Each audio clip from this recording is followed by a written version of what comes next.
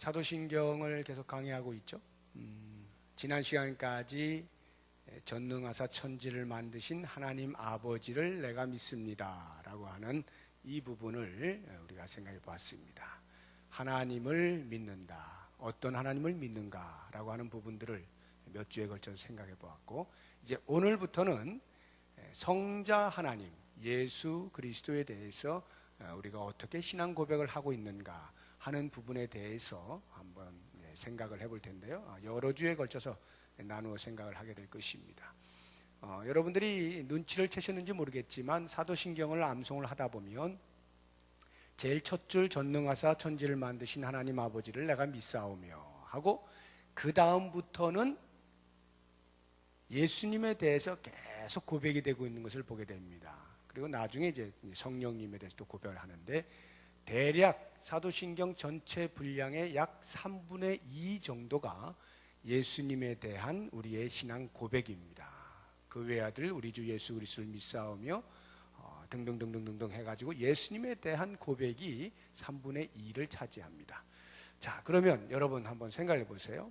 왜 성부, 성자, 성령 이렇게 동일하게 삼위일체 하나님을 우리가 신앙으로 고백을 하는데, 그 가운데서도 유독 예수님에 대한 신앙의 고백이 많을까라고 하는 부분에 대해서 어떻게 생각을 하세요? 왜 그 부분이 유독 많을까?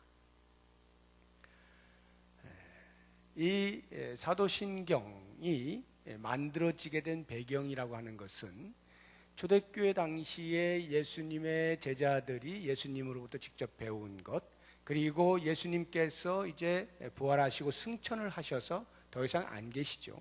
성령이 내려오셔서 그들 가운데 임재하시면서 예수님께서 가르치셨던 그 말씀들을 기억해 내는 것이고, 그분에 대한 자신의 신앙 고백을 해 나가는 것입니다. 그렇게 해 나가는 과정 속에서 기독교만 있는 것이 아니라, 예수님을 고백하는 자들만 있는 게 아니라 유사한 이단 종교들이, 유사한 사이비 종교들이 여기저기에서 다른 교리들을 가르치면서 교회를 어지럽히는 일들이 계속 생겨난 겁니다.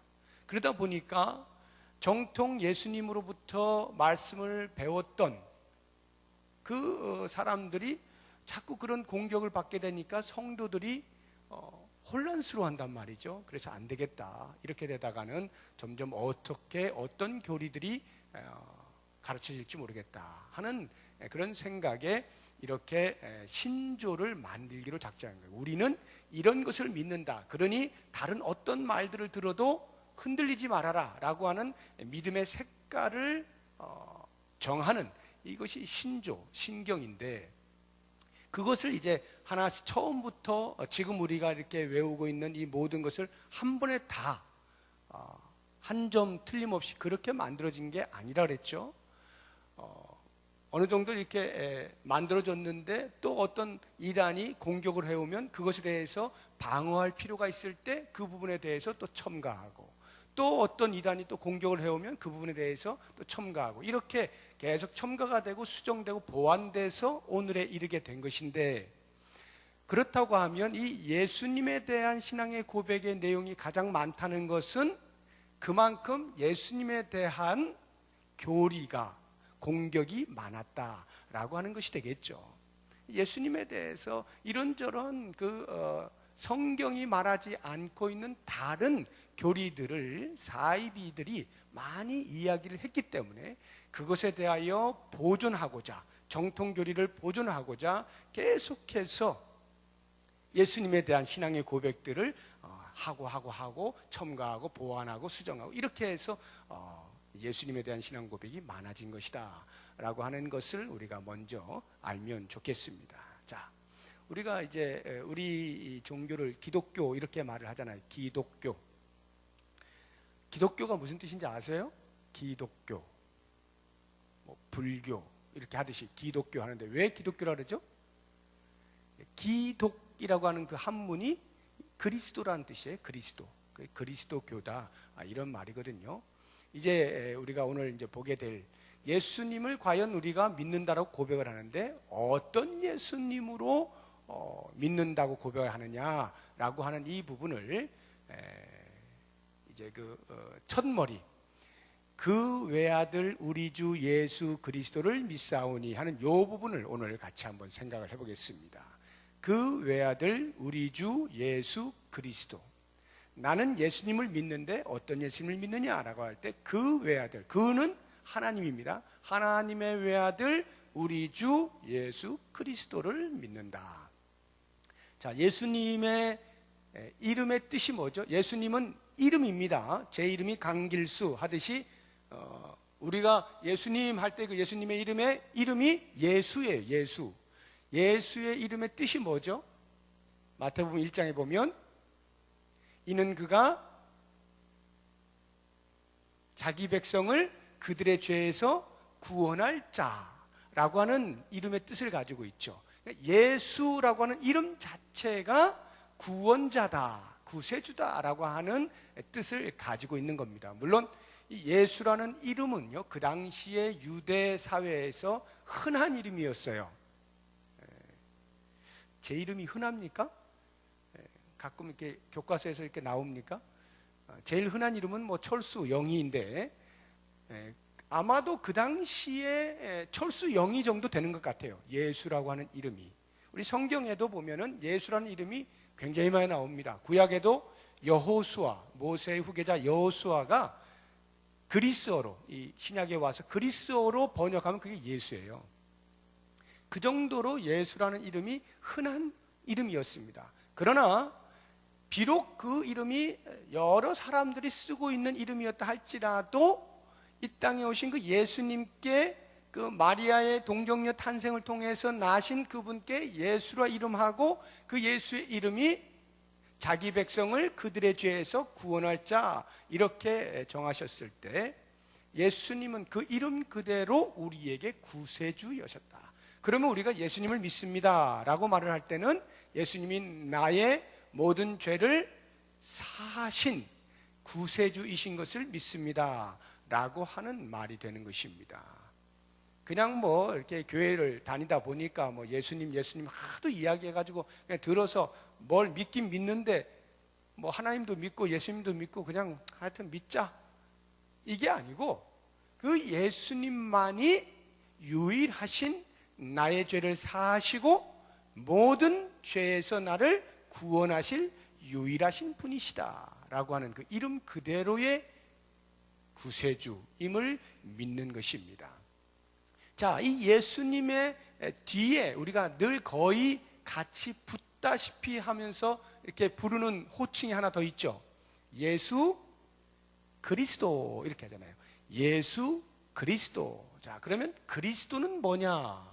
우리가 예수님을 믿는다 할 때 예수 그리스도를 믿는다 그 말도 되는 거거든요. 그 외아들 우리 주 예수 그리스도를 믿사오니 할 때. 자, 그럼 그리스도를 믿는다라고 하는 말의 의미는 뭘까? 그리스도는 예를 들어서 우리나라를 다스리는 분을 제가 지난주 그 청년들한테 물었더니 누구냐고 물었더니 박근혜 이러더라고요. 그래서 제가 박근혜가 뭐냐, 아무리 대통령한테 박근혜 대통령 최소한 이렇게는 해야지. 그래서 이제 수정을 해서 박근혜 대통령 했는데 우리가 이제 그분을 할 때 박근혜 대통령 이렇게 하잖아요. 그때 이름은 박근혜고 대통령은 뭡니까? 그 사람의 직분이죠. 직분. 박근혜 대통령. 박근혜라고 하는 이름을 가진 사람의 직분이 대통령이다 이런 뜻이에요. 그런 것처럼 예수 그리스도 하면은 예수라고 하는 이름을 가진 분의 직분이 그리스도다 이 말이에요. 이해가 되시죠? 그리스도는 직분을 나타내는 것입니다. 그리스도가 헬라어로 이 그리스도를 히브리어로 이렇게 역으로 거꾸로 이렇게 올라가 보면 히브리어로는 메시아입니다. 메시아라고 하는 이 히브리어를 헬라어로 이렇게 번역을 하면 그리스도가 되는데 이 그리스도라고 하는 이름의 뜻, 즉 메시아라는 그 뜻은 기름 부음을 받은 자라는 뜻입니다. 기름 부음을 받은 자. 하나님께서 이스라엘을 선택하셔서 그 가운데에서 정확하게 세 직분에 대해서만 기름을 부었습니다. 그것이 선지자, 제사장, 왕, 이 세 직분을 가진 사람에게는 기름을 붓습니다. 기름을 붓는다는 말은 이제 그 직분을 모든 사람들로 알린다 이 말이에요.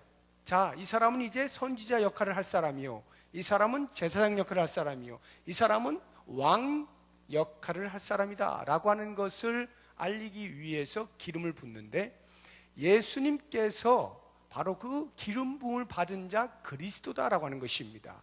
그래서 우리가 보통 그리스도의 삼중직 이렇게 말을 해서 예수님께서 마치 그 이스라엘 민족에게 기름 부음을 받았던 선지자, 제사장, 왕과 같은 그 역할을 하신다라고 하는 의미입니다. 예수님이 그리스도이심을 믿는다라고 하는 말은 그리스도 그 기름 부음 받은 자의 그 역할을 하는 자로 믿습니다라고 하는 말입니다. 메시아는 하나님께서 이스라엘 민족에게 그리고 나아가서는 온 세계 가운데에 구원자로서 보내주시겠다고 약속하신 분이 메시아예요. 그 약속하신 그분이 메시아 그리스도인데, 우리가 예수님을 그리스도로 믿는다라고 하는 것은 바로 그렇게 하나님께서 우리의 구원을 위하여 보내주신 분이, 그 메시아로 보내주신 분이 바로 그 역사적 인물이었던 예수님이다. 그것을 우리가 믿습니다라는 뜻이에요. 자, 이 그리스도 삼중직이라고 말을 할 때에 선지자직이라고 하는 것은 하나님을 대변해서 하나님의 뜻을 사람들에게 알리고 하나님의 뜻을 실현하는 사람이죠. 제사장은 죄 많은 백성들을 하나님 앞으로 데리고 나아가 하나님과 그 인간의 중재를 서서 화해를 시키는 그런 역할을 하는 사람이 제사장이죠. 왕은 백성을 다스리는 역할을 하는 사람이죠. 바로 이와 같은 역할들을 예수님께서 그대로 이 땅에 계신 동안에 행하셨다라고 해서 그 예수님을 그리스도라 이렇게 고백을 하는 거예요. 성경 전체가 예수 그리스도에 대하여서 선포하고 있다고 해도 과언이 아닙니다. 성경에 많은 이야기가 있습니다만 창세기부터 요한계시록까지 전체가 예수 그리스도를 중심으로 이야기가 전개되고 있다라고 보시면 돼요.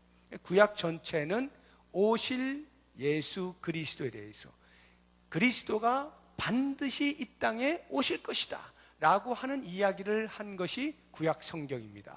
그렇다면 신약 성경에서 복음서를 보시게 되면 예수님이 활동을 하시잖아요. 그것은 예수 그리스도께서 이 땅에 오셨다라고 하는 것을 복음서가 이야기를 해주는 거예요. 사도행전은요, 그 오신 예수 그리스도께서 다시 부활하셨다, 십자가에서 죽으시고 부활하셨다 하선 그 부활하신 그리스도를 선포하는 것이 사도행전이죠. 사도행전 뒤에 나오는 서신서들, 바울 서신서든 일반 서신서들은 바로 그 예수 그리스도가 우리의 인생의 주인이시다, 주님이시다 라고 하는 것을 설명하고 있는 것이 서신서고요. 제일 마지막에 나오는 요한계시록은 그 예수 그리스도가 반드시 머지않은 날 곧 다시 오실 것이다 라고 하는 것을 이야기하는 것이 계시록이에요. 이렇게 성경 전체가 예수 그리스도를 중심해서 오실 그리스도와 오신 그리스도 그리고 다시 오실 그리스도에 대해서 이야기를 하고 있는 거예요. 바로 이 예수 그리스도를 우리가 믿는다라고 고백을 하는 거죠. 그리고 이제 제일 앞에 그 외아들 말을 할 때 하나님의 외아들을 우리가 믿는다. 자, 이 말은 무슨 말이냐면요, 하나님의 아들을 믿는다. 예수님을 믿는다라고 말을 할 때는 그 예수님은 역사적 인물이죠. 2000여 년 전에 베들레헴에서 태어나신 육체의 몸을 가지고 계신 역사적 인물, 그분을 믿는다라고 하는 것이고, 그의 외아들, 하나님의 아들을 믿는다라고 말을 할 때는 그 예수님이 비록 육체의 몸을 입고 이 땅에 오셨지만 그분은 곧 하나님이시다, 이것을 믿는다는 뜻이에요. 자, 하나님의 아들인데 그분이 하나님이시다, 이게 도대체 무슨 말인가? 우리의 이성으로는 납득이 안 되잖아요. 아들이면 아들이지 또 하나님은 뭔가? 제가 우리 아버지의 아들인데 제가 만약 나는 내 아버지다 이렇게 말을 한다면 누가 그것을 믿겠어요? 믿는 게 아니라 정신 나갔구나, 너무 날이 더우니까, 이렇게 이야기를 하지 않겠습니까? 그런데 예수님께서 그렇게 말씀을 하셨다 이 말이에요. 예수님께서는 하나님의 아들이시면서도 동시에 나는 하나님과 하나다, 이렇게 말씀을 하셨어요. 실제 그렇게 말씀하셨을까요, 예수님이? 우리 눈으로 한번 확인을 해보죠. 요한복음 10장을 찾아보십시오. 마태복음, 마가복음, 누가복음, 요한복음. 요한복음 10장.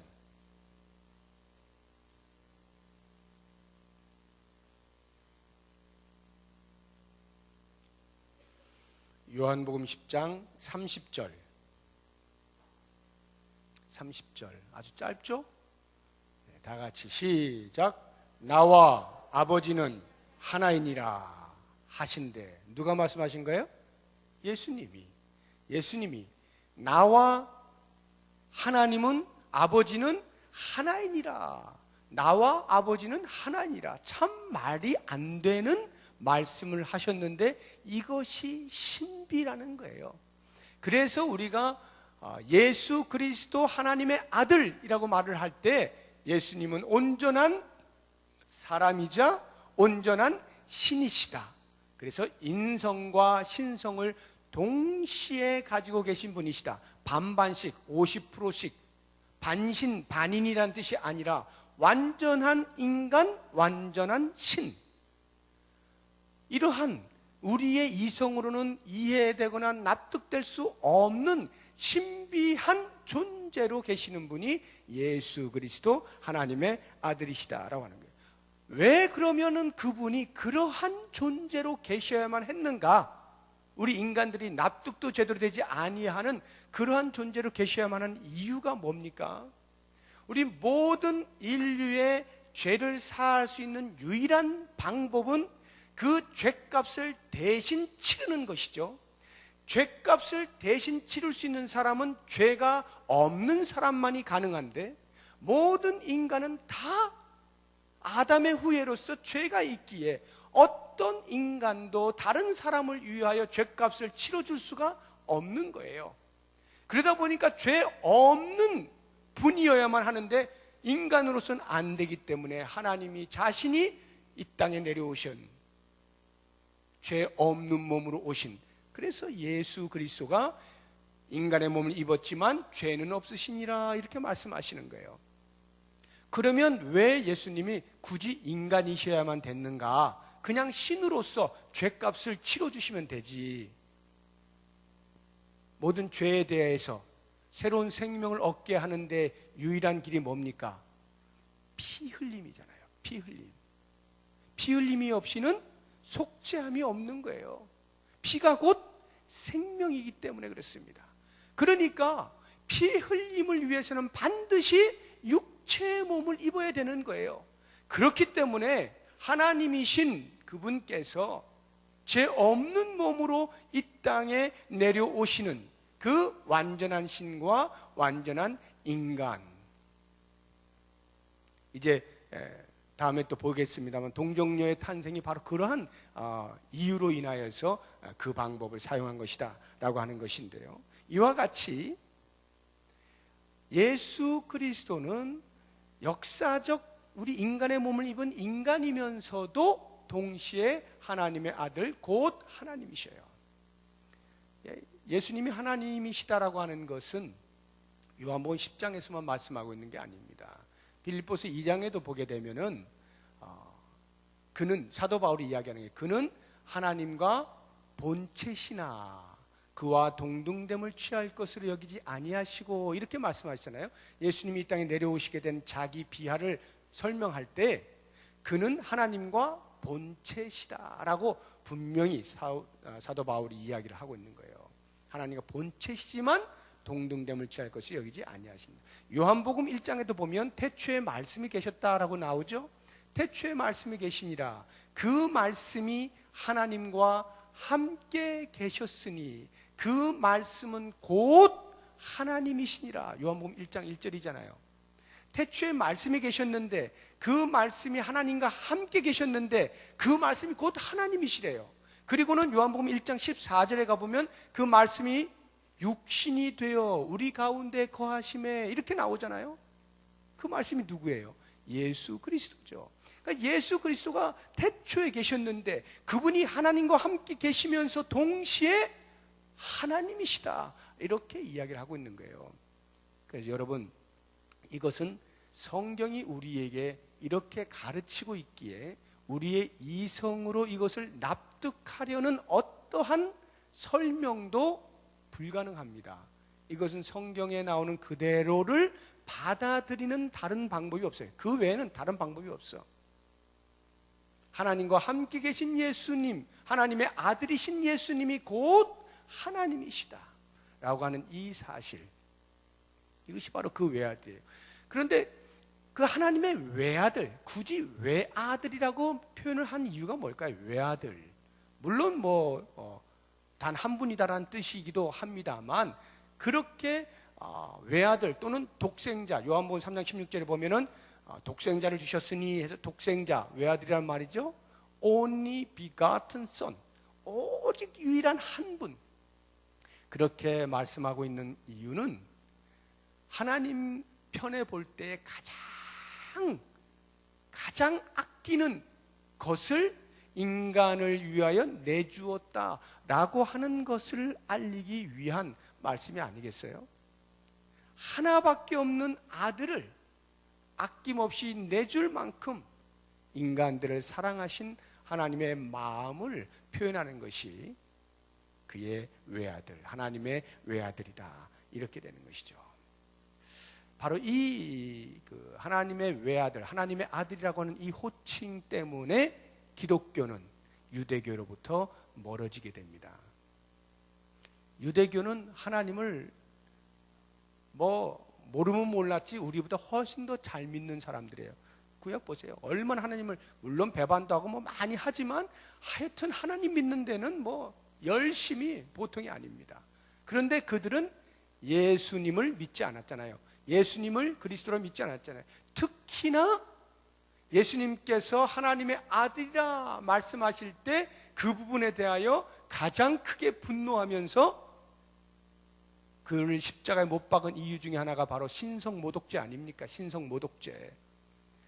자기를 하나님이라 그래, 자기를 하나님의 아들이라 그래, 있을 수 없는 일이야 하고 유대교인들이 전부 예수님을 십자가에 못 박은 거 아닙니까? 유대교로부터 기독교를 멀어지게 만든 호칭이 바로 하나님의 아들이라고 하는 이 호칭인 것이고요. 그러나 우리들은 어떻습니까? 그 예수 그리스도가 하나님이시다, 하나님의 아들이시다 라고 하는 이 표현으로 인하여서 우리는 하나님께 올려드릴 영광과 찬송을 예수 그리스도께도 동일하게 올려드릴 수가 있는 것이죠. 하나님이시니까. 그래서 우리들은 기도할 때에도 가끔씩 하나님과 예수님이 섞여서 나오기도 하고요. 하나님을 찬송한다고 했다가도 예수님을 찬송한다고 하고 섞여서 나오는 이유가 바로 거기에 있는 것입니다. 예수님은 하나님의 아들이시면서 동시에 하나님이시다라고 하는 이 사실을 우리가 믿는다고 고백을 하는 것이죠. 자, 이제 마지막으로 제일 중요한 것을 같이 한번 생각해 볼 텐데, 그 외아들 우리 주 예수 그리스도를 믿사오니, 우리 주라고 하는 이 부분, 우리 주, 우리는 이제 우리니까 예수님, 어떤 예수님을 믿느냐? 주님을 믿는다, 주님으로서의 예수님을 믿는다, 이런 말인데 여기 주님이 무슨 뜻일까요? 주님, 우리가 주님 주님 이렇게 하잖아요. 기도할 때도 주님 주님 주여 주여 하잖아요. 그게 무슨 뜻이에요? 많은 사람들은 그것을 나를 구원해 주신 분이라고 하는 구세주의 의미로 많이들 생각을 하고 계시는데, 물론 그것도 전혀 없는 것은 아니겠습니다만, 핵심은 우리가 주여라고 부를 때, 우리 신건일 목사님들 기도할 때마다 주여 한번 하고 합시다 하잖아요. 그 주여가 뭐냐 말이에요. 주여가 나를 구원해 주신 구세주여 이 뜻이 아니에요. 정확하게는 내 인생의 주인, 내 인생의 모든 것을 마음대로 하실 수 있는 주권자 이 뜻입니다. 주님이란 뜻이. 우리 주 예수 그리스도를 믿는다라고 할 때 우리가 예수님을 어떻게 믿느냐? 내 인생의 주인으로 온 우주 만물을 다스리시는 주권자로 믿는다, 이런 말이에요. 넓게는 우주 만물의 주권자요, 통치자요. 좁게는 나를 다스리시고 내 인생의 주인이시다. 우리가 예수님을 그렇게 믿는다고 고백을 하는 것입니다. 우리 하나님께서 예수님을 십자가에 못 박도록 허용을 하실 때 얼마나 가슴이 아프셨겠어요. 그러나 그 십자가의 죽으심 이후에 다시 부활하게 하셔서 그 예수 그리스도를 모든 만유의 주로, 모든 사람이 그 이름 앞에 무릎을 꿇게 만드셨다, 이렇게 사도 바울이 외치고 있거든요. 한번 찾아봐요. 빌립보서 2장. 빌립보서 2장.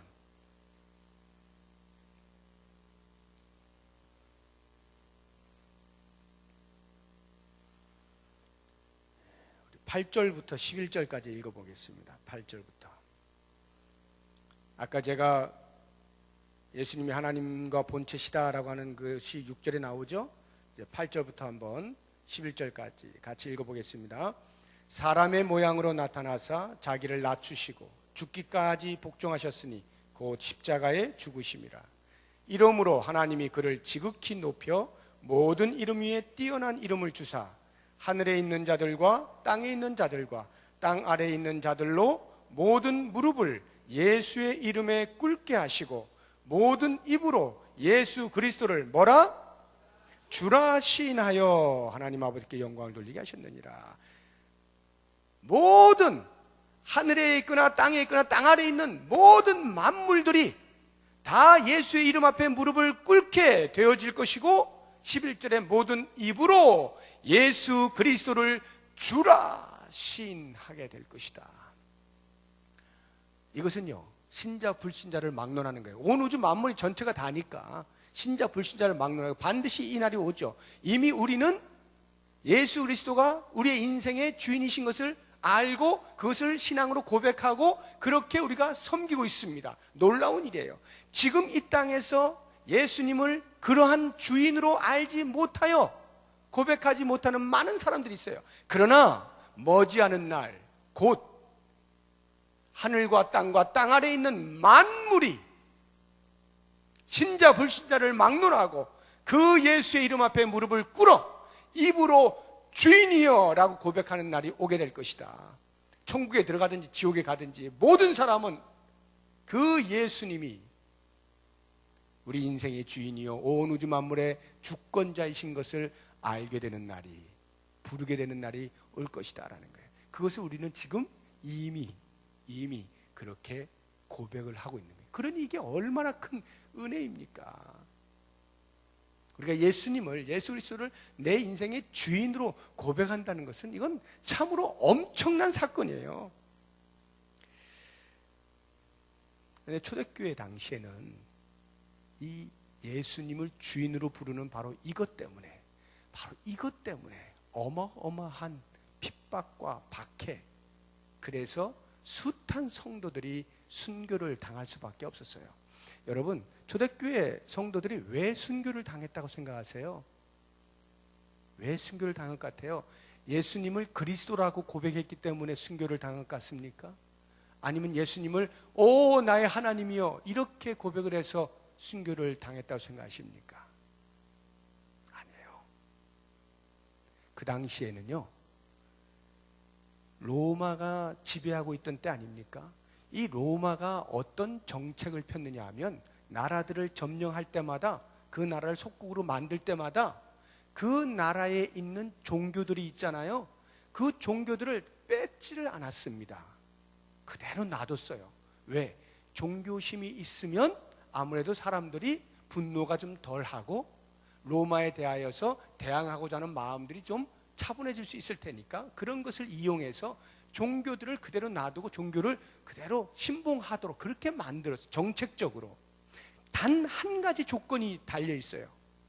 이것만 행하면 너희들이 믿는 그 종교 그대로 인정을 해주겠다라고 하는 건, 그 한 가지가 뭐냐 하면, 로마 황제를 총칭해서 가이사라 그러죠. 가이사, 시저, 가이사가 주인이십니다. 가이사가 주이십니다. 요것만 인정하면, 요것만 너희들이 고백을 한다면 너희들의 종교는 그대로 다 놔두겠다. 그게 한 가지 조건이에요. 사실상 그 당시에 각 나라들이 가지고 있었던 종교인들이 이 부분에 대해서 걸릴 게 하나도 없어요. 뭐 그냥 로마 황제 보고 주인이시여 이렇게 말하면 끝나는 거예요. 그리고는 자기들의 종교 활동을 하면 되는 겁니다. 아무 문제가 되지 않았어요. 단 한 종교만 문제가 됐는데, 그게 바로 기독교예요. 그리스도교는 그게 안 되는 거예요. 왜? 예수 그리스도를 뭐라고 고백해? 우리가 주, 예수 그리스도를 주라고 고백하고 있는데 가이사를 주라고 고백을 하라고 하니 두 주인을 섬길 수가 없잖아요. 그래서 예수 믿는 사람들은 그게 안 되니까 어쩔 수 없이 가이사를 주라고 고백할 수는 없는 그 일로 인하여서 로마로부터 그렇게 큰 박해를 받게 된 겁니다. 그래서 로마 황제들이 바뀔 때마다 뭐 친기독교적인 사람도 있었지만 대부분이 다 반기독교적이었어요.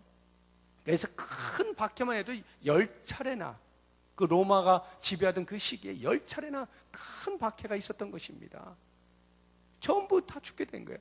그 죽게 된 것이 예수님을 하나님이라고 말을 했기 때문이 아니에요. 예수님을 그리스도라고 고백했기 때문에가 아닙니다. 그런 건 다 놔둔다는 거예요. 너희들 종교니까 너희들 뭐 알아서 해. 그런데 한 가지, 예수님을 주라고 고백을 하면서 가이사에게 주라고 하지 않으니까 로마가 가만히 있을 수가 없는 거예요. 그래서 기독교를 그렇게 심하게 박해를 하고 많은 순교자가 나오게 된 거죠. 여러분, 우리가 예수 그리스도를 어떻게 고백하느냐? 우리의 주인으로 고백한다 라고 하는 이 사도신경 안에 들어있는 이 고백, 이게 예사 고백이 아닌 거예요. 그 당시의 사람들은 목숨을 걸고 고백한 것입니다. 내 인생의 주인이여 라고 말을 할 때 목숨을 걸고 고백을 한 거예요. 우리는 지금 어떻게 고백하고 있습니까? 우리는 얼마나 쉬워요. 누가 그거 고백한다고 해서 뭐라 하는 사람이 있습니까? 아무도 없어요. 너무나 우리는 쉽게 고백이 되어져요. 그래서일까요? 예수님이 내 인생의 주인이라고 하는 그 고백의 의미가 무엇인지를 우리는 뼛속 깊이 느끼지 못한 채 그냥 우리가 늘상 부르는, 기도할 때면 한번 부르는 그러한 주인으로밖에는 우리의 마음속에 잘 와닿지가 않는 것입니다. 여러분, 초대교회 바로 이 사건 때문에 얼마나 많은 사람이 잡혀가요. 그러니까 예수 믿는다는 말을 할 수가 없어. 예수 믿으면 다 잡혀가는 거야. 네 주인 누구야? 뭐 어떡하겠어요. 가이사라고 할 수는 없는 거고. 그러니까 내가 그리스도인이라고 하는 것을 드러내놓고 믿을 수가 없는 거야. 다 숨어서 믿는 거야. 지금 마치 북한에서 지하에서 신앙생활하는 우리의 성도들처럼 그 당시에 드러내놓고 난 예수 믿습니다라고 말을 못하는 거예요. 다 숨어서. 그러다 보니 누가 예수 믿는 사람인지 누가 아닌지, 누가 옆에서 고자질을 해가지고 잡혀가게 될지 이게 알 수가 없잖아요. 그러다 보니까 점점 사람들이 어디로 들어가요? 지하로. 그게 카타콤이에요. 카타콤이라는 말 뜻이 지하의 묘지다 이런 말이에요. 그 옛날에 그 로마 사람들이 그 건축을 하려고 돌들을 막 캐내는 그런 작업들을 많이 했는데, 그런 돌들을 캐내느라고 막 엄청난 막 그런 이 웅덩이들이 막 있단 말이에요. 그런 것들이 동굴이 되어 가지고 길도 나고 이렇게 해 가지고 그 미로와 같은 그 카타콤이 형성이 됐는데, 그리스도인들이 밖에 나가면 어떻게 이게 걸리면 뭐 죽는 거니까, 그래서 그 지하로 그러면서 거기에다가 죽어가는 사람들은 또 묻어두고 하다 보니까 이게 카타콤이 된 거야. 지하 묘지가 돼버린 거예요. 그런데 거기에서 때로는 뭐 사람들이 이렇게 또 이렇게 잡으러 들어오기도 하고 뭐 이럴 거 아니에요. 한 이런 어떤 여러 가지 속에서 이 그리스도인들이 자기들만의 인사하는 신호가 있어요.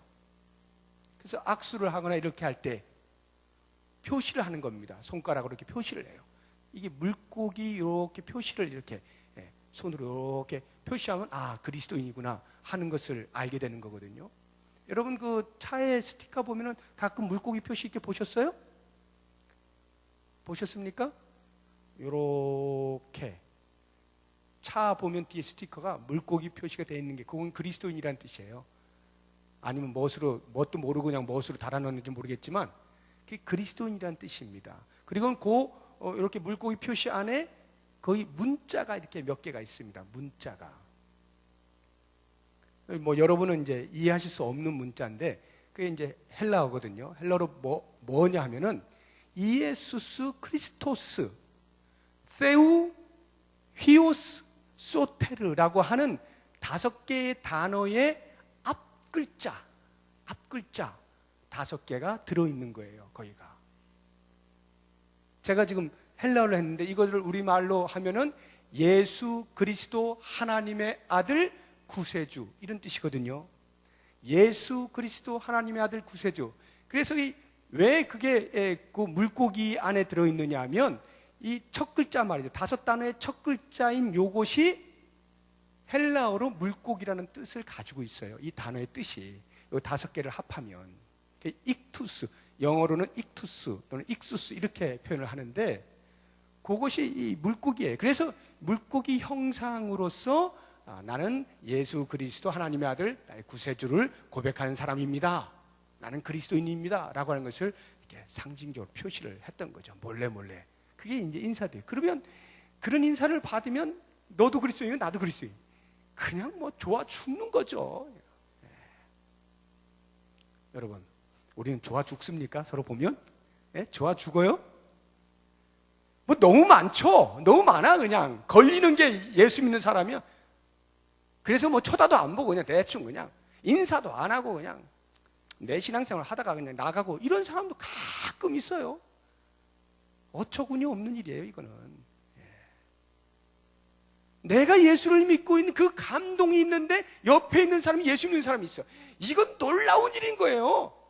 이야, 우리가 동일한 예수를 고백하고 있다니, 동일한 예수를 믿고 있다니 엄청난 사건입니다. 그러니까 우리는 볼 때마다 감격스러워야 되는 거예요. 네가 예수 믿어? 그래, 나도 예수. 우리가 같은 예수를 믿는구나. 이런 감격이 있어야 되는 거예요. 그런데 여러분, 바로 여기에서 나를 구원해 주신 예수님 참 고맙습니다 해서 그 감격과 감동만 있는 것이 아니라 이제 그분을 내 인생의 주인으로 모신다고요.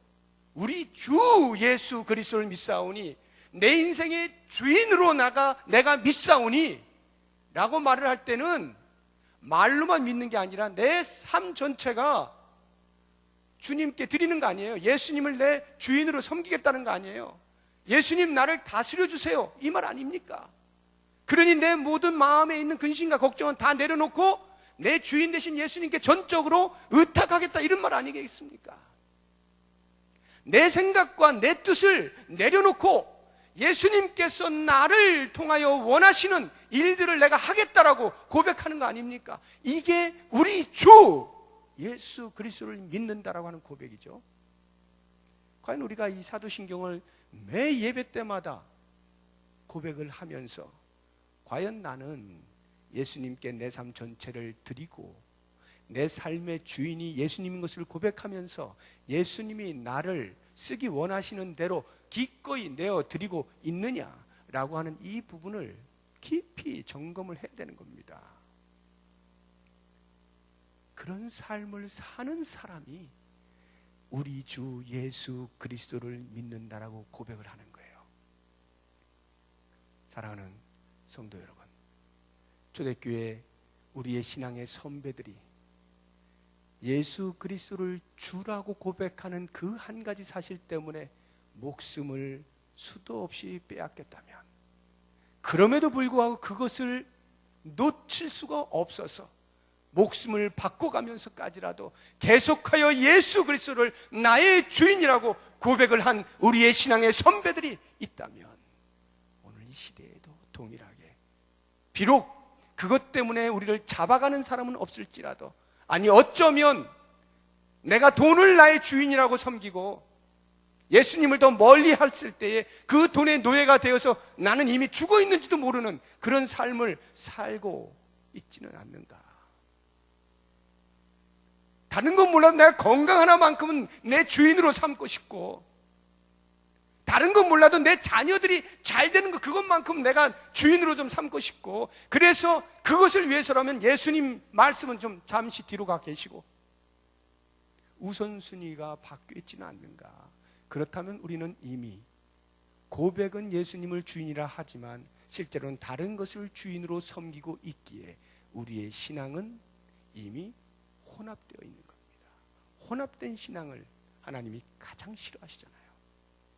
그래서 오늘 말씀을 통해서 우리가 우리의 신앙 고백 가운데 예수님에 대한 이 고백, 그 외아들 우리 주 예수 그리스도를 믿사오니 라고 하는 이 놀라운 고백이 입속에서만 나오는 고백이 아니라 내 삶 전체를 통하여서 예수님 나를 다듬어 주세요, 나를 사용하세요, 나를 쓰세요, 기꺼이 내어드리면서 내게 있는 물질이든 내게 있는 시간이든 내게 있는 재능이든 심지어는 내게 있는 목숨까지도 주님이 쓰시겠다 하면 기꺼이 내어드리는 종으로서, 청지기로서의 그러한 삶을 사시기로 다짐하시는 귀한 시간이 되시기를 주의 이름으로 축복합니다.